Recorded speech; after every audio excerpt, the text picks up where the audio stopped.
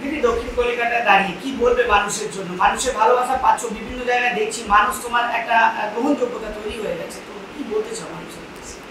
এটাই বলতে চাই যে দক্ষিণ কলকাতার মানুষ আপনারা দীর্ঘদিন ধরে মমতা বন্দ্যোপাধ্যায়কে কাছের মেয়ে বলে, ভালোবাসার মেয়ে বলে সমর্থন করেছেন এবং মমতা বন্দ্যোপাধ্যায় যাকে বলেছেন আপনারা চোখ বুজে তাকেই সমর্থন দিয়েছেন।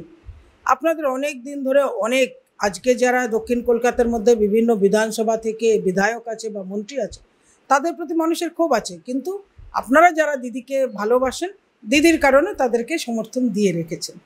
আমি আপনাদেরকে অনুরোধ করছি, আজকে দিদি সন্দেশখালি নিয়ে যে নিজেকে তুলে ধরলেন, যে দিদির যেটা চেহারা, যে মহিলাদের জন্য উনি সবসময় লড়াই করতেন, যে মহিলাদের জন্য সোচ্চার ছিলেন, আজকে সেই মহিলাদেরকে শুধু 500 টাকা দিয়ে কিনে রেখে গোডাউনে রেখে যারা এই শাহজাহান মোল্লাদেরকে উপহার দিচ্ছেন, বা বিভিন্ন জায়গায় কসবারও কিছু ঘটনা আমাদের কানে এসছে, পশ্চিমবঙ্গের বিভিন্ন জায়গায় যে মানসিকতাটা তৈরি হচ্ছে মেয়েদের নিয়ে, এবার মনে হয় আপনাদের সমর্থন আস্তে আস্তে সরানোর সময় এসছে।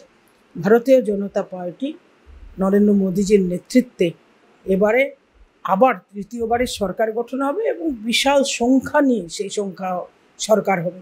এটা সমস্ত মিডিয়ায় জনমত সমীক্ষা করে আপনারা দেখেছেন।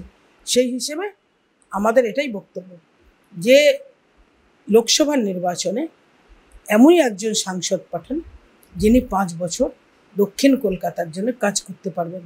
শুধু দক্ষিণ কলকাতায় প্রতিনিধি জিতে গিয়ে শুধু পিছনে দাঁড়িয়ে হল্লা করে পার্লামেন্টকে অচল করে রাখাটা সাংসদের যেন কাজ না হয়। সেই জন্য যে পরিস্থিতি তৈরি হয়েছে, সেই পরিস্থিতিতে আপনাদের পরিবর্তন দরকার আছে। আপনারা আমার উপরে বিশ্বাস রাখতে পারেন, আমি আপনাদের আশাহত করব না।